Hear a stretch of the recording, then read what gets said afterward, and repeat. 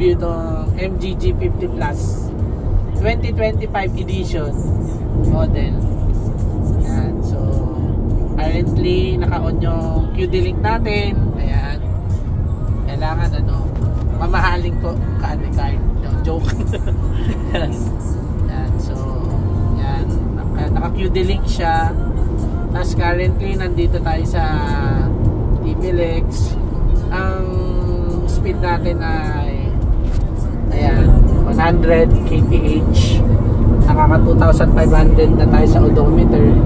So far tama lang yung ko, nasa 2,000 rpm. Pero mabilis yung hatak niya. Ayan, tapos on lagi yung DRL niya, the daylight running light. So, going to Baguio tayo, chill lang yung drive natin. Yun, so far mabilis, lakas yung hatak. Tingnan natin sa konsumo, kasi from Bulacan kami, full tank kami hanggang Baguio. Tignan natin after nitong video nito, pagbalik namin, kung gaano karaming gas na mauubos natin from Bulacan to Baguio, pag-ikot-ikot ng Baguio. Yun, naka-exit lang namin ng TPLX. So far okay naman. Nasa transmission, ang lakas ng hatak, sobra. Hindi mo napapansin, nasa 2,000 rpm lang yung hapak mo ng bilis, pero mapapansin mo na lang bigla nasa 120, 130 kph ka, tapos hindi umuuga. Ganda nun, ibig sabihin. Tapos ano pa, suspension sobrang smooth, hindi siya matagtag. Okay naman, sana hanggang dulo ganun siya. So ito na kami, packet na kami ng Baguio. Yan, so yun, update. Ang ganda ng niya, aircon. Ayun, parang freezer kami ngayon dito. Andun kami sa gitna ng bukid, para kami nasa freezer. So binaba na namin ng 25 yung temperature, tapos number 1 lang yung fan. Sobrang lamig kasi. Yun, so yun lang. So mamaya ulit. Ayun pala, gas consumption from Bulacan hanggang TPLX ang isang bar. So tignan natin mamaya kung ilang bar pa mababawas niya sa atin. Okay?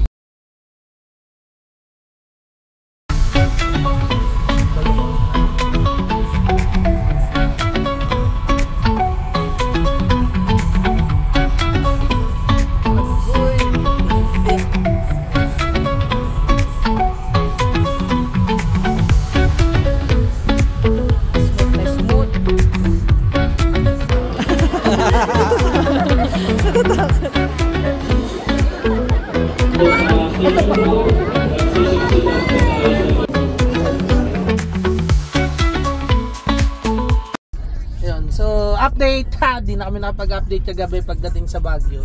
So Baguio, Bulacan to Baguio, tapos Ontingala, Session Road, bago paikot-ikot sa Baguio City kagabi. Nakaubos kami ng 3 bars. So tignan natin kung anong lalabas. So yun, so far okay naman.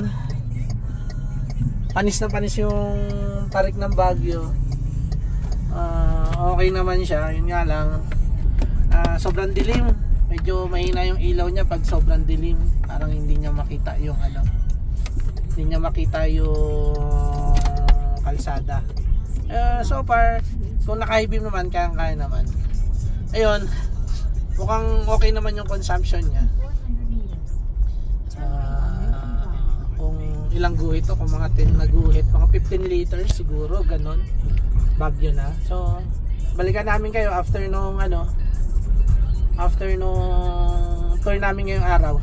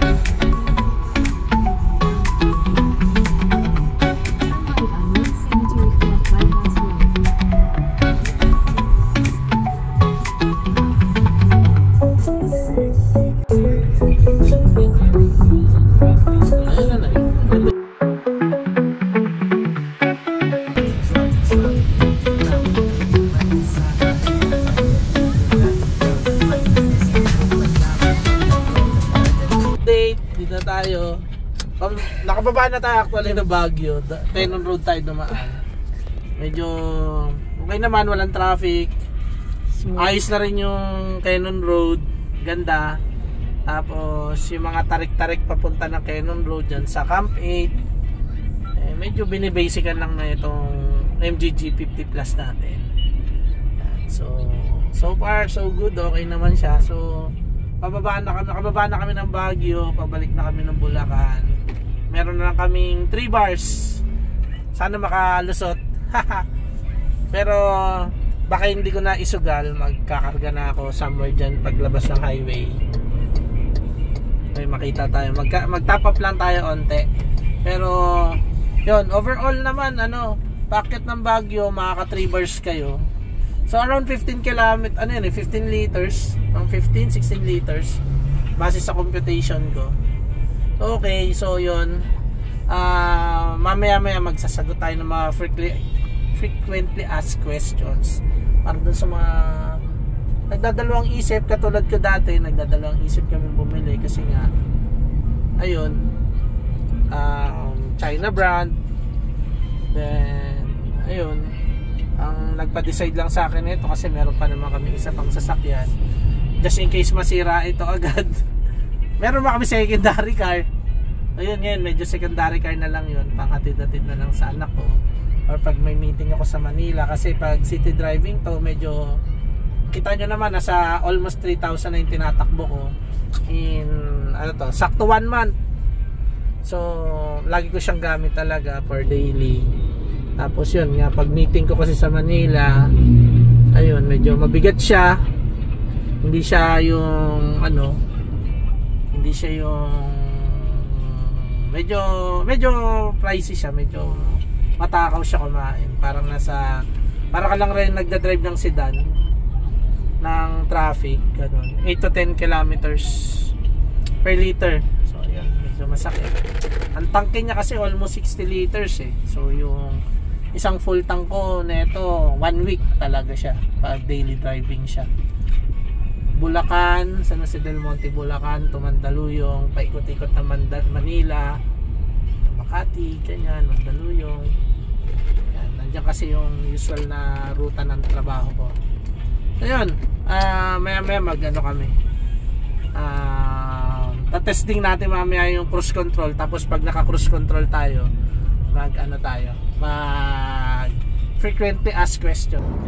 Pag i-cruise control, ganyan lang pala pipindutin nyo lang pa ganyan. Tapos pag nag-green na yung sign niya ng cruise control, itawa mo na kung saan niya nang i-gas. Pero gas lang yung manibela yun pa rin, saka yung brake. Kasi sabi niya adaptive cruise control, pero mukhang cruise control lang talaga siya. Yung pa ako. Medyo relax ka na sa pagpiga ng gas. Siguro baka mas tipid yung ganito din dahil ito yung di ba? Ayan yung green, ito pipindutin mo. Tapos pag ka na yan, mababa mo siya pag i-cruise control mo na. Pag magsaset ka na ng speed, makikita mo yung green, ayan yung green. Okay. Yes. Cruise control. Ayan siya. Dali mo na pa ako. Galing high-tech. Disclaimer. Paano daw kumonek? Hindi ko alam yung sa Apple kasi hindi man ako Apple. So ako ay naka-Android. Simple lang, da-download lang kayo ng QD-Link. Yung QD-Link. Yan yung QD-Link. Yan, yung QD-Link, da-download nyo lang yan. Tapos hanap lang siguro kayo magandang kable. Mga medyo siguro hanap kayo na medyo orig siguro na kable. Huwag nyo nang tipirin kung pero maganda, responsive naman siya. Tapos i-connect nyo lang para mag-screen mirroring siya. Hindi siya hindi naman siya kasi hindi naman kasi siya tawag dito, naka wireless connection. So kailangan talaga ng kable. Tapos siguro dito sa USB na port mo ikakabit, hindi doon sa 5 volts. Yun lang. Tapos yun, maganda yung yung response niya, mabilis yung response niya. Hindi siya ganun kalag kasi yung doon sa Toyota namin na sasakyan, pag kino-connect namin siya doon sa ano niya, sa link niya, bagal, tagal ng response. Ito medyo mabilis, goods. Ayun, so kung isa pang tanong yung ano, kung kaya daw ba ng mga paahon nang hindi gagamit ng manual, kaya panis na panis. May nga lang, mag-iingat lang kayo sa mga uphill dahil minsan siguro na time lang kami na pumunta kami ng Baguio ng Panagbenga, so ang traffic sobra, kaya yung ibang uphill ano tawag dito, nabibitin dun sa mga uphill, umaatras siya. So may magpapakita ko sa inyo ng video later na ano, ganun yan. So ang ginagawa ko doon, nag-auto hold ako, nag-auto hold function ako, pero yun, kaya ayun. Fuel consumption, city driving talagang medyo ano siya, consumption siya, pero parehas lang siya ng mga sedan pag nagse-sedan ka. So ang tanong is yung 7 to 8 nga, nasa ganun siguro, ang tansya ko nasa 8 to 10 city driving. Tapos long drive, compute na lang natin later on, siguro mag-check tayo yung distance ng Baguio, tapos consume natin ng mga 15 liters, parang ganon babagsak siya. So mga ano yan, 250 kilometers ganon, 250 to 300 kilometers times 15, ganon natin babagsak yan. Ano, siguro mag-compute kami later on. Gas consumption sa city driving, yun, ulitin ko, medyo ano siya, pag bumper to bumper siguro parehas lang, kasi depende siguro sa habit mo sa bigat ng paa mo sa ano, sa paggagas. Pero yun nga, ang usual niyan mga 8 to 10 kilometers per liter. Yun, city driving na yun. Tapos siguro gamitan mo ng auto hold function para ano, baka mas matipid doon. Oo, yun nga, napansin ko rin yun na ano, na nagmo-moisture dun sa ano, actually hindi lang sa third row, sa second row din. Pero siguro dahil dun sa location niya nung ano, nung vent niya, kasi nakatapat sa window. Ayun, pero ayun, so far di naman ano, di naman siya nakaka-apekto sa performance. Moisture, ibig sabihin nun sobrang lamig sa loob, kaya nag-moisture siya. Yung kadalasan ng mga sakay ko na yun, doon tulog agad. Ang usual na setting namin ng aircon dito ay 22 degree or 23 degree, tapos yung fan 1 or 2 lang lagi, yun lang ang fan namin. Pero ayun, halos nananaginip na siguro sila, yung iba kasi nahilik Okay, magandang tanong yan kung value for money. Para sa akin, opinion ko lang, value for money, nakuha ko kasi to ng yung ano na price na 1.178. So yun. Tapos kung i-compare mo dun sa mga tinest namin, siya pa rin pinakamura dun sa mga tinest namin, like Hyundai, Mitsubishi, Toyota. Ayun. Kasi yung katumbas nito doon sa mga brands na sinabi ko, parang ano pa lang, yung mga base model. Ito kasi top of the line na, yung Lux. So 1.178. Tapos ang ginawa kasi namin, hindi kami nag-low down, nagtiis kami, medyo nagdagdag kami onti ng cash out. Pero yung monthly namin, ang ganda naman ang monthly namin. So kung for family kami, family of 4 kami, tapos madalas gamit ko to sa trabaho, mga client ko, dito ko sinasabay ko sila. Comfortable, ang ganda, comfortable, tulin, lakas ng hata, kahit punong-puno, kayang-kaya niyang hatakin.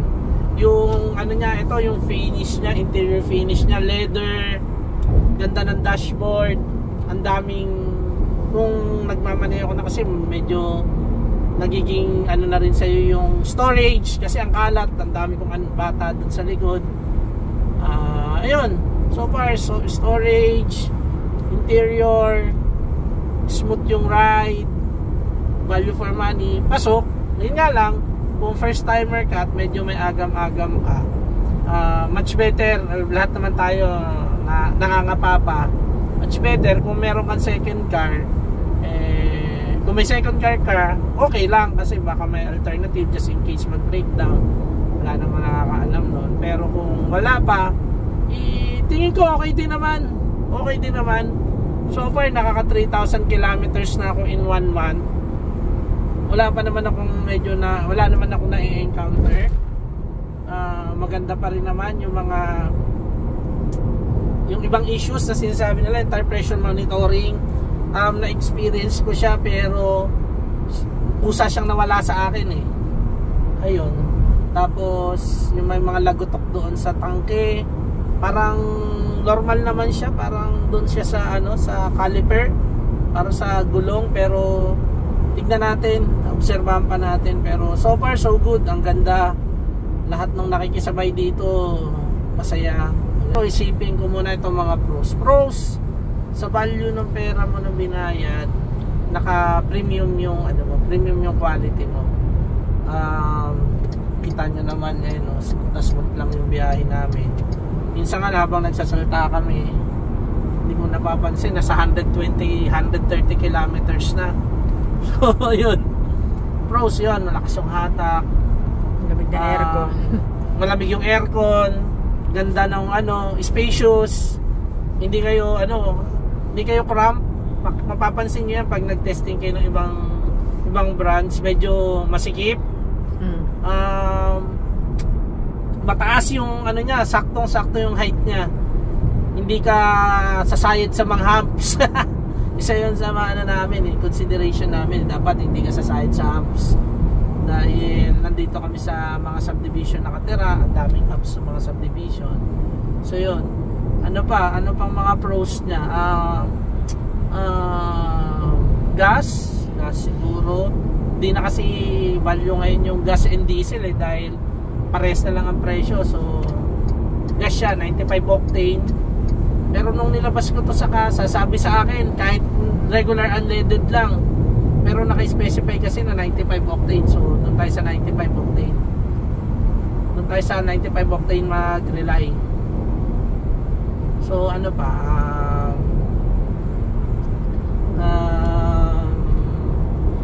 wala na. Ano pa ba? Cons. Ang nakuha ko kasing kulay ay black. Wala yun ang cons dito. Wala masyadong variable variant na kulay. Ang parang pinagpilian lang is yung gray, yung white, yung black. Ewan ko kung may blue. Yun lang. So tingin ko yun yung cons niya. Cons ba tawag doon? Hindi ko sure. Tapos siguro yun, wala siyang wireless charging. Maganda sana kung may wireless charging. Ano pa?